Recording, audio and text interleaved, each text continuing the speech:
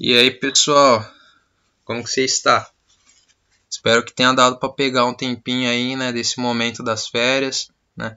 Esse tempo que tava tirando mais para estudar, tal, tenha dado para tirar um tempo também para, enfim, recuperar umas energias, né, pra gente voltar agora também, né? Estamos então retomando aí as aulas de literatura, beleza? E vocês vão lembrar, né, que nas aulas de literatura a gente abordou vários assuntos.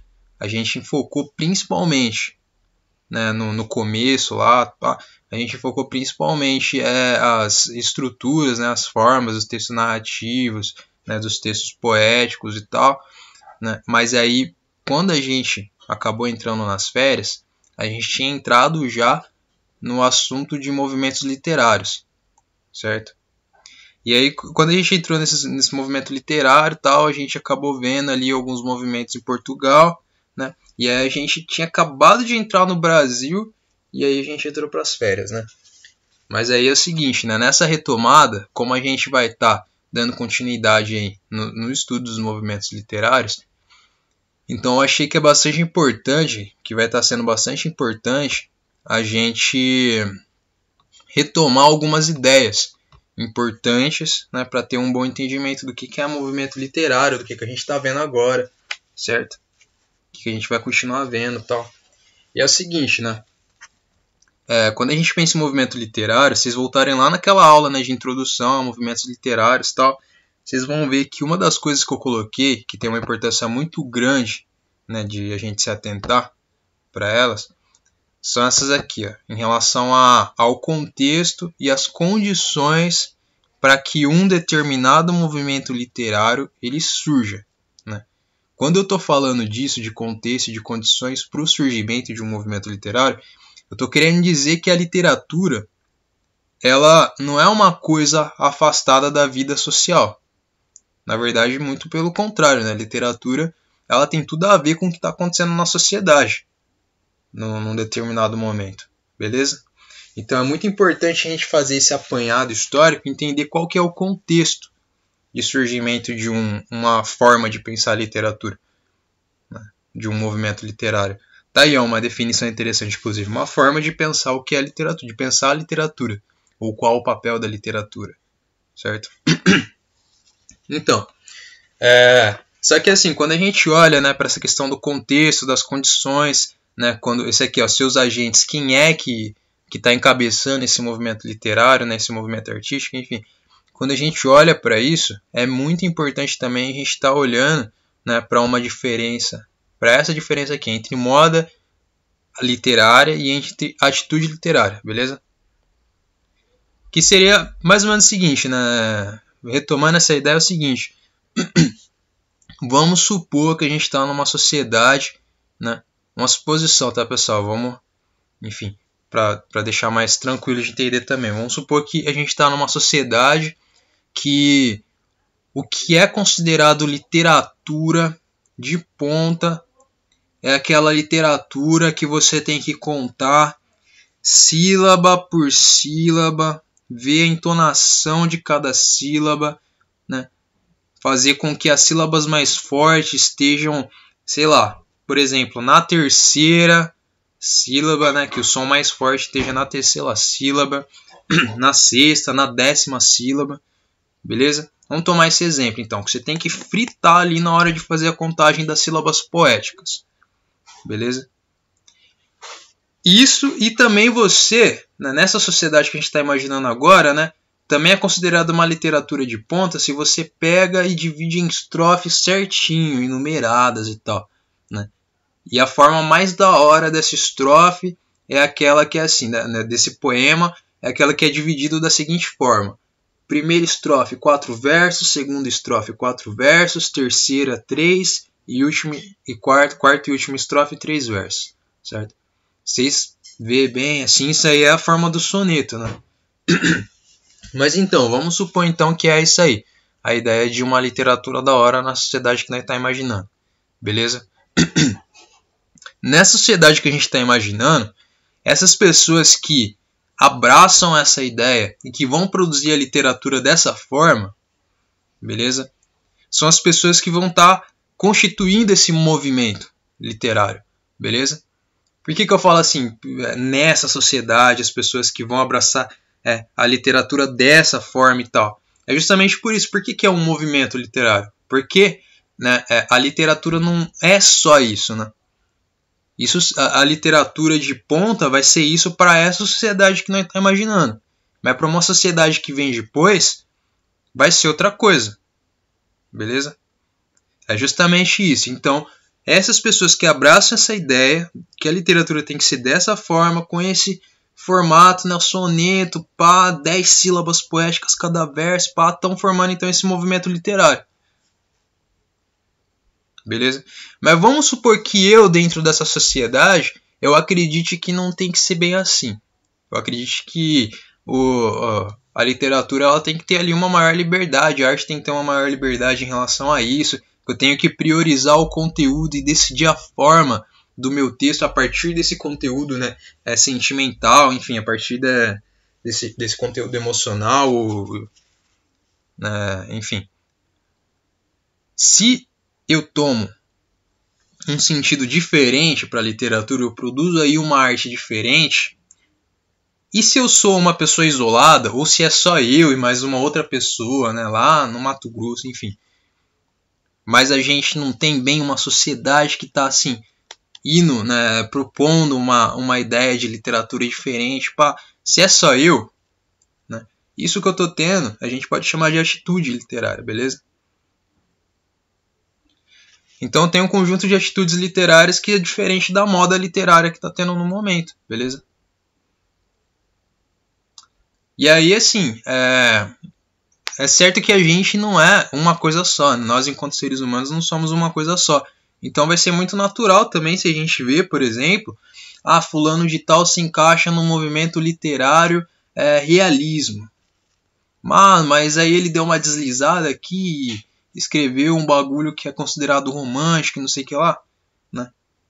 Quando a gente olha para isso que acontece na história, aí a gente chega à seguinte conclusão. Pô, a gente está colocando em caixinhas, né, pessoas que não dá para colocar em caixinhas. A obra dessas pessoas é muito maior do que falar que é só realista, né? Mas a gente faz isso para uma forma de tentar se aproximar, pelo menos das intenções artísticas e literárias de uma determinada época. Beleza?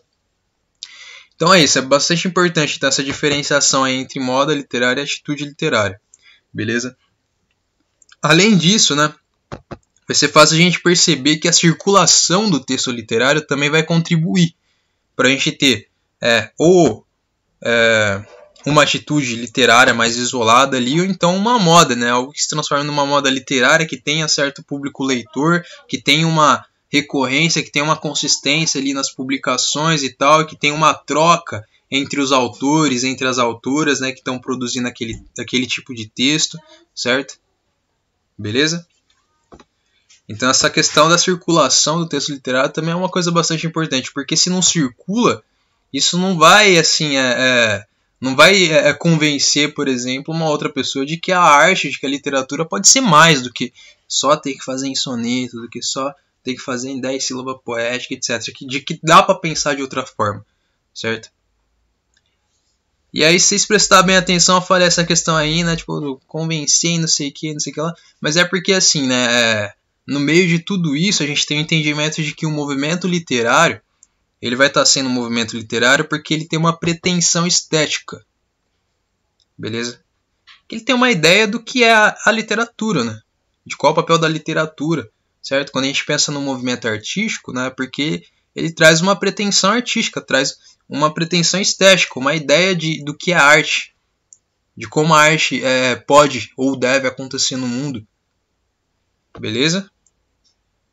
E aí quando a gente cai nesse ponto aqui, vamos lembrar então que a gente, antes de entrar propriamente nos movimentos literários, nós discutimos duas formas, né, de compreender o mundo artístico, enfim, de compreender como a arte pode acontecer no mundo e tal.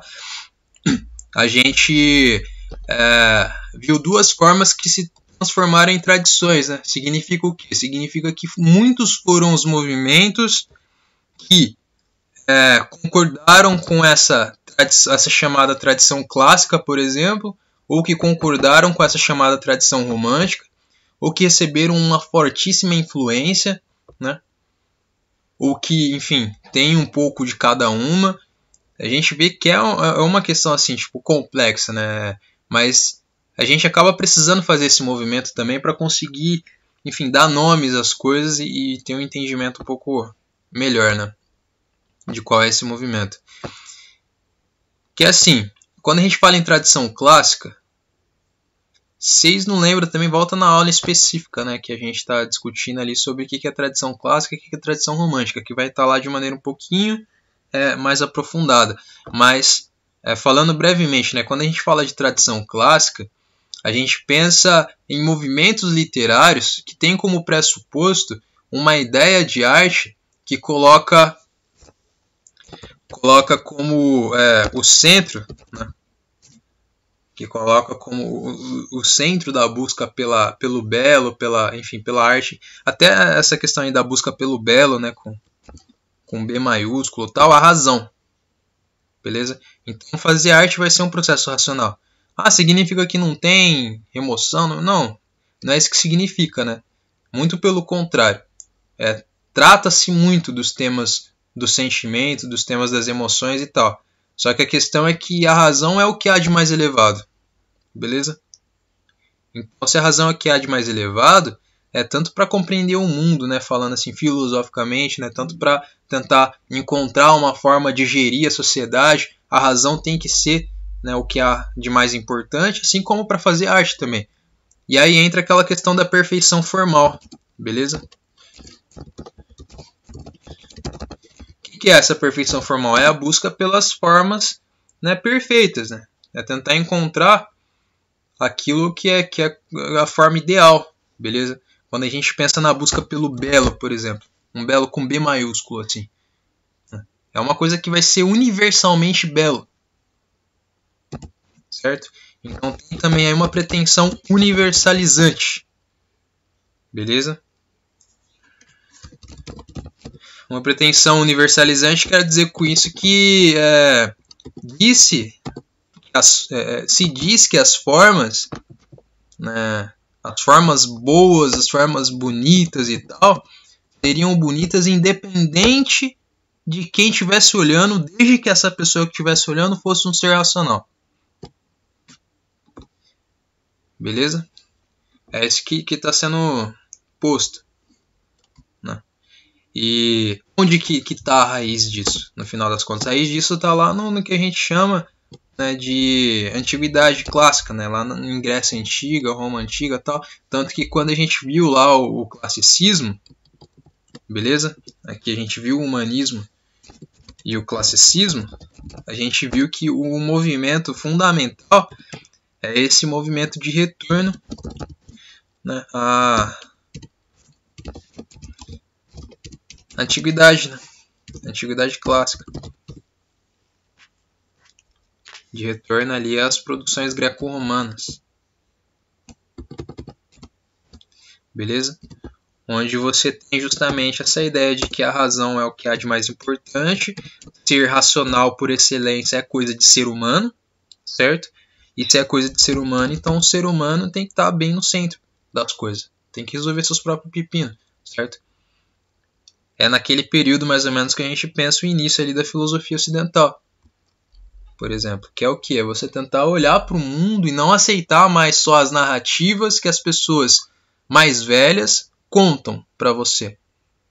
As pessoas falam, mas porque essa árvore surgiu, porque não sei o que lá aconteceu, que a árvore surgiu, enfim, conta uma história, né?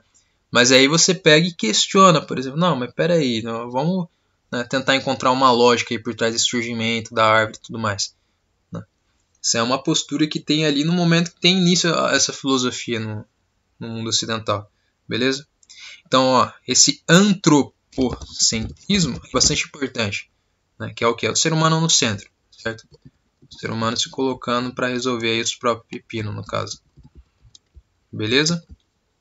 Então, esse classicismo, principalmente, é um movimento aí de tradição clássica, beleza? Que vai estar iniciando aí esse movimento de retorno, né, a ideia de arte lá da Antiguidade Clássica. Beleza? Lembrando que o humanismo, propriamente o humanismo, é um movimento de transição ali, né? Entre as ideias de arte que tinha na Idade Média, que era teocêntrica, beleza? Deus no centro, absolutamente, enfim, de tudo, de qualquer coisa, seja das coisas para entender as coisas da natureza, seja para entender as coisas da sociedade, né, para definir as coisas da sociedade, etc. E aí, nesse sentido, o humanismo, como é esse período de transição, ele carrega características da arte da Idade Média, que a gente discutiu, principalmente esse trovadorismo, né? A literatura de Idade Média ali que a gente discutiu, tinha tantas novelas de cavalaria, se vocês lembrarem, que eram inspirados naqueles poemas épicos, beleza? Só que de tão longos, foram escritos em prosa, na verdade. Que aí é o caso dessas novelas de cavalaria. Certo? Mas principalmente, né, e o mais importante pra gente, pensando que cai no vestibular assim bastante, são as cantigas. As cantigas, né, no caso, temos de amor, de amigo,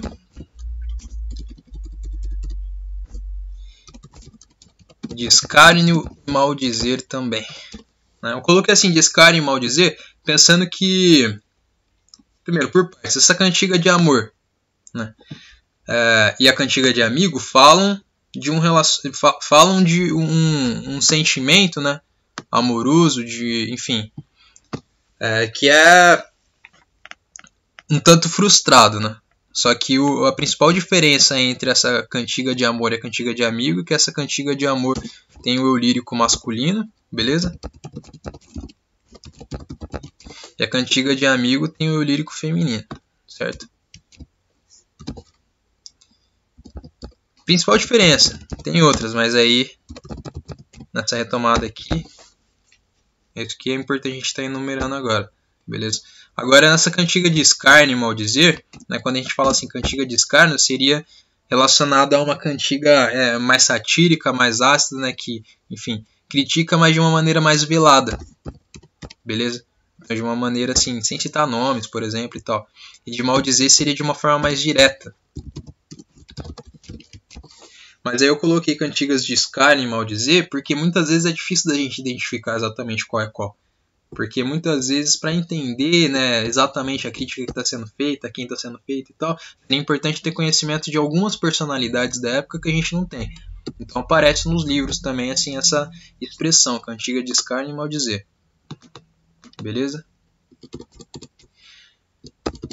Mas é isso, né? Então, referente à tradição clássica, né? A gente viu um movimento, né, que é bastante importante nesse caso, que é o classicismo, né? E a tradição clássica, se ela é marcada por essa busca, né, da arte através da razão, pela perfeição formal, né, a busca do belo, com esse B maiúsculo, belo, né, e tem essa pretensão universalizante, de universalizar o que é considerado forma bonita e tudo mais, a gente tem, por outro lado, o que é chamado de tradição romântica, beleza? Que inicia com o movimento literário romantismo, beleza? Que a gente ainda não viu, certo? Mas que é marcado pela oposição de vários valores que estão aqui, né, nessa tradição clássica. Então são movimentos, né, esses movimentos que vão estar se pendendo mais para essa tradição romântica, que vão estar se vinculando mais a ela, vão prezar muito mais pela liberdade formal. Significa então que o conteúdo sentimental, por exemplo, etc., ele não vai ter que se subordinar, não vai ter que, enfim, apenas se subordinar à razão. Mas esse conteúdo aí ele vai ter uma certa, vai ter uma maior importância, certo? Então não vou ficar pensando quantas sílabas tem que colocar para falar daquele, etc. Né? Que nem o soneto, né? Aquela estrutura do soneto 4, 4, 3, 3, uma estrutura que propicia muito, né, uma apresentação, né, um desenvolvimento do tema e uma conclusão desse tema. Então você fala do amor, por exemplo, tipo aquele lá do Camões, né? Amor é fogo que arde e não se vê, tá lá. E fala, né, que é o amor e depois fala sobre como esse amor é contraditório e tal. Você está fazendo uma apresentação tanto racional, né? utilizando-se de paradoxos para falar sobre essa natureza contraditória do amor, né? O paradoxos, antíteses, nessas figuras de linguagem, né? Que se não lembra muito bem, também vai lá nas aulas de gramática, né? Manda uma mensagem também ali para prof de gramática, mas estruturas que são marcadas pela apresentação de ideias opostas, né? Na antítese, no caso, e no paradoxo, de ideias opostas, mas que ao mesmo tempo se complementam, certo? Então, assim, tipo, ferida que dói e não se sente. Como assim dói e não se sente? Tá ligado? Se dói, se sente, mas como... Saca? Então é isso. Então, o que marca esses movimentos de tradição, né, romântica também, muito essa questão da liberdade formal, certo?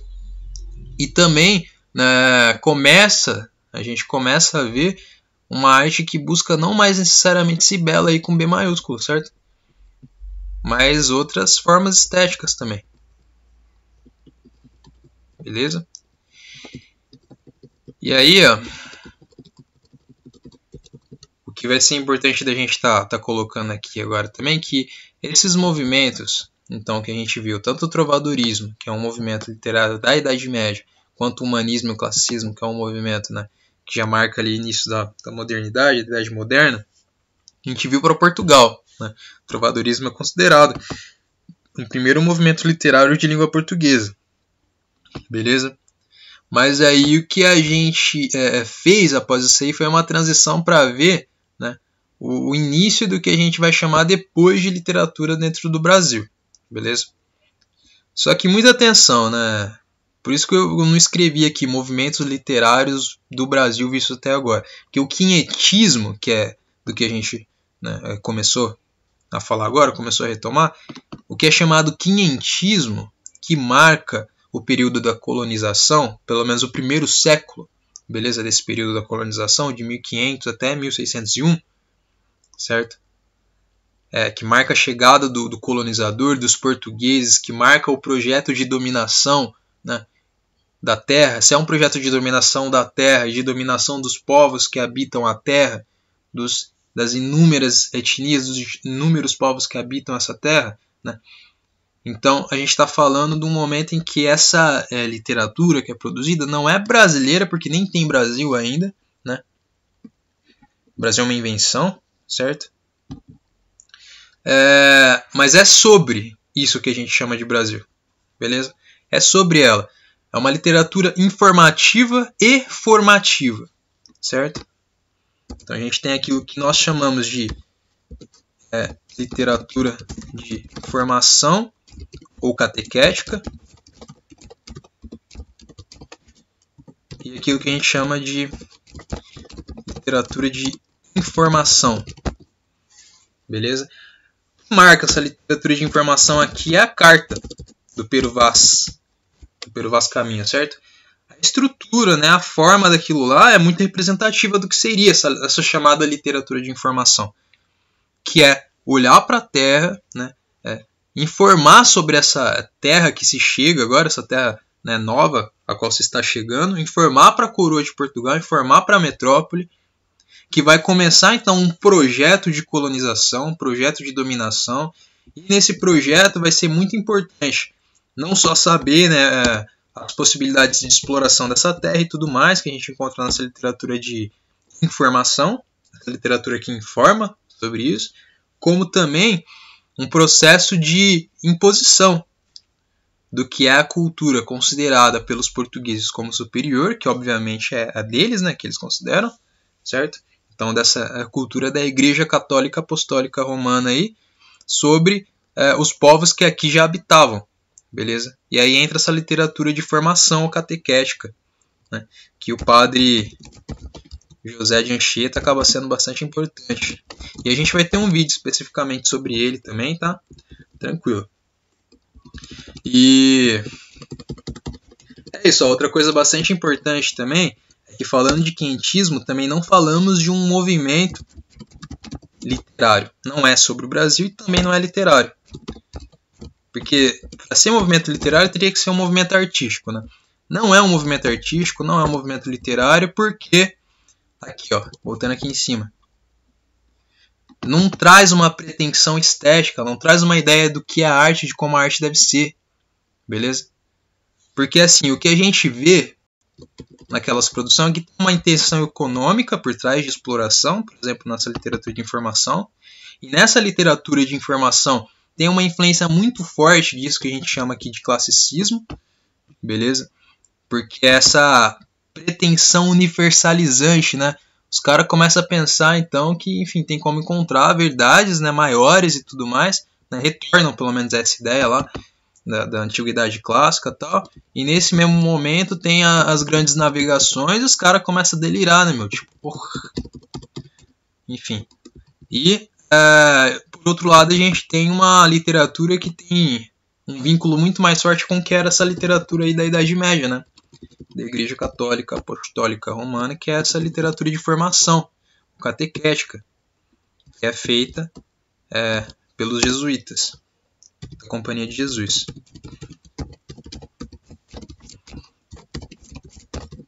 Beleza? Mas é isso aí, a gente vai estar discutindo também um pouquinho melhor.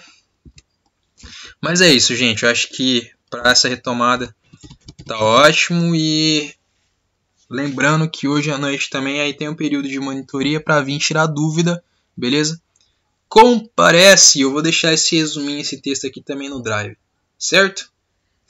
E é isso, ó, valeu demais, pessoal. Beijão, hein? Até a próxima, até mais tarde.